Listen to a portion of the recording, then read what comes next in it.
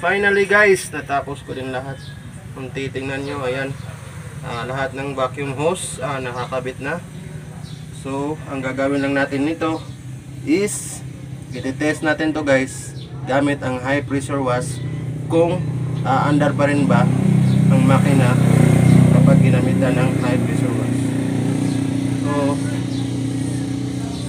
ito na parts guys, dito gagamitan natin ng high pressure wash, and then pati din doon sa distributor. So ipapakita ko lang guys doon banda sa distributor.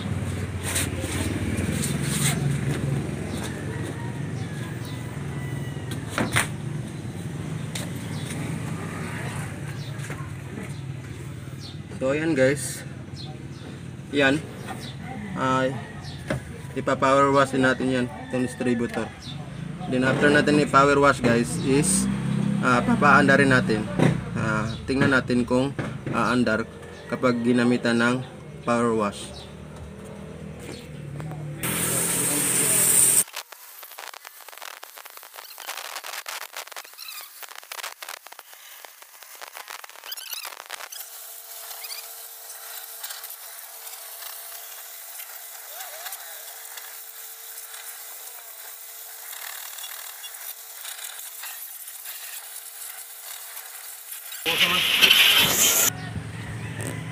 So ayan guys, sa nakikita nyo yan, basang basa talaga yan. Wala akong nilagay na cover sa carburetor. Yan, yan yung tension wire. Yan, talagang basa yan guys.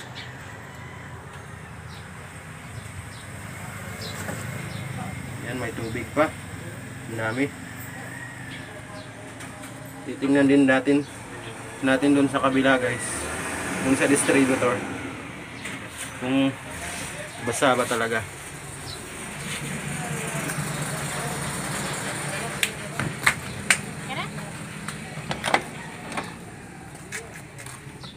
So ayan guys, nakikita nyo, ayan, talagang basang basa yan guys. Oh, yan. Ito naman yung ignition coil guys. Yan. Yan. Binasa talaga natin yan guys. So, try natin i-start guys kung aandar pa rin ba yung makina kahit ginamitan natin ng high pressure wash. So,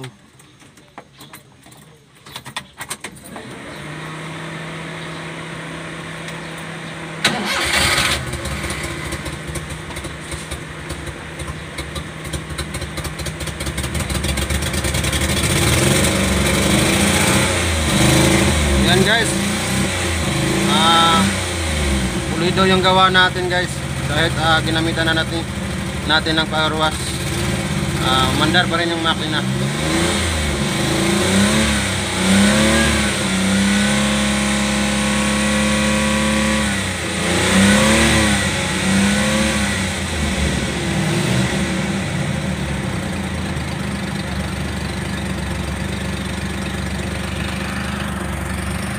Ayan guys,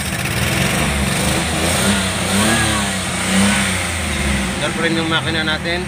And then huhugasan ko lang to guys kasi napakadumi na ng sasakyan. Thereafter nito guys is i-road test natin. Ayan, may naset na ako na tangke ng gasolina dyan. Ayan, nakikita nyo.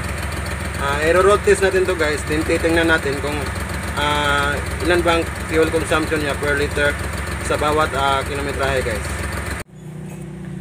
So ayan guys, road test muna tayo. Sa nakikita nyo, ayan, may ginawa na akong tangke. Ito yung basihan natin kung ilan bang may tatakbo niya sa isang kilometro gasolina. So ayan, and then titingnan natin dito kung ilan ba yung takbo. Ito, ayan. So 379.1. So tatandaan natin yan guys. Babiyahe lang tayo.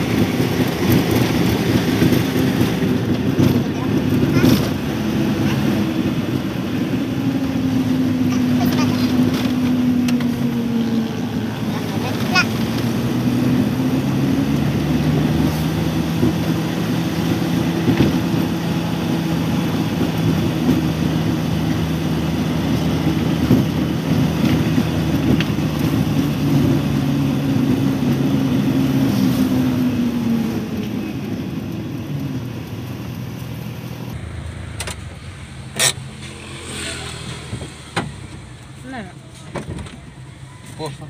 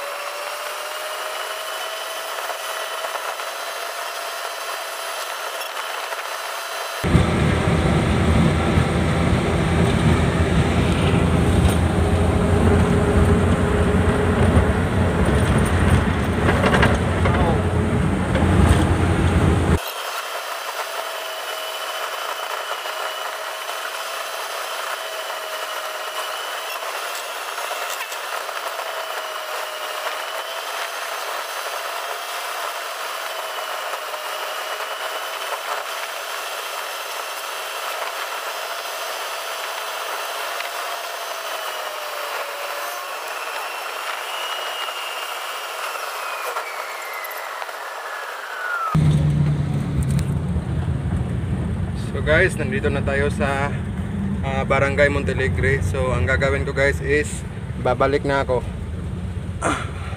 Babalik na tayo guys. Ikotan tayo.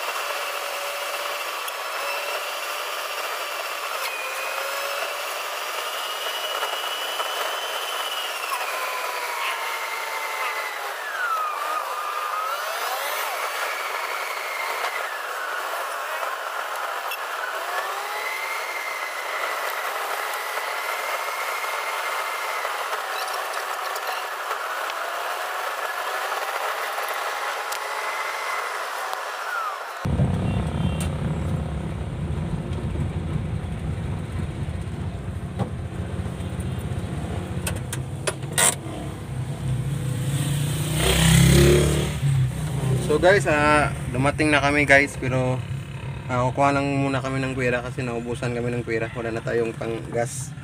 So ayan yung na-consume niya guys. And then titingnan natin yung takbo.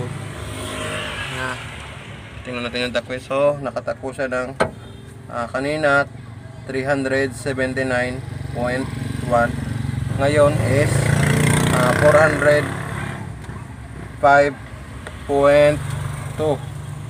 So babalik pa tayo mamaya guys kasi kuha lang muna kami ng pera pang gas up guys. So again guys, nakakuha na kami ng pera. Kung titingnan nyo, tumatakbo tayo ng 405.2. Kanina 379.1. So magpapagas up tayo guys.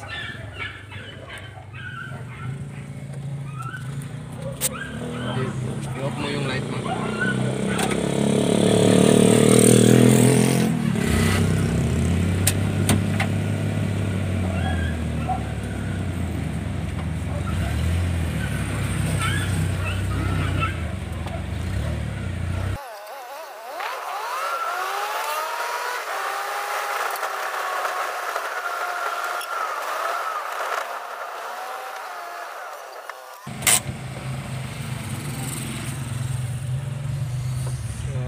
Guys, nasa gasoline station na tayo. Magpapagasap na tayo guys.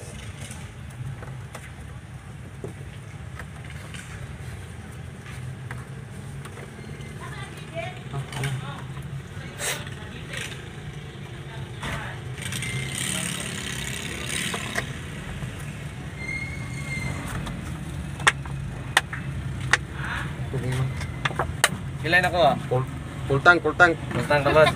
kamay bawaan. Saan? Ay koy, dire ra ta koy. Biyaan ko ni mo nga.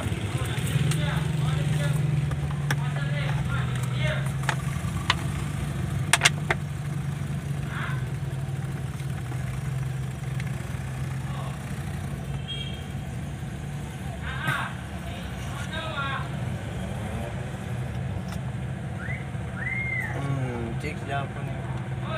Iso to. Okay na.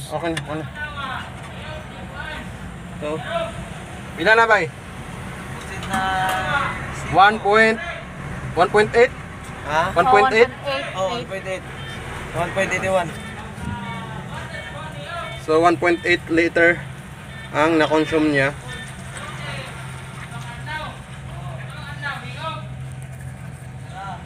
So, patay natin ulit.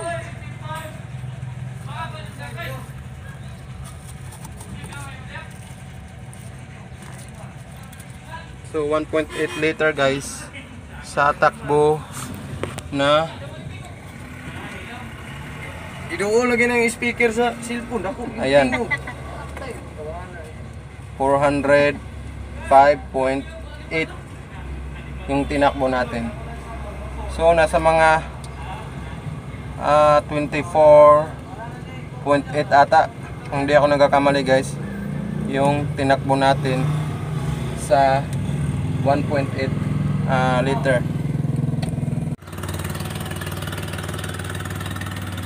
So ayan guys, kukunin na ng may-ari ang multi-cab. Yan. Ayos. Maraming salamat sir. Excellent. Thank you.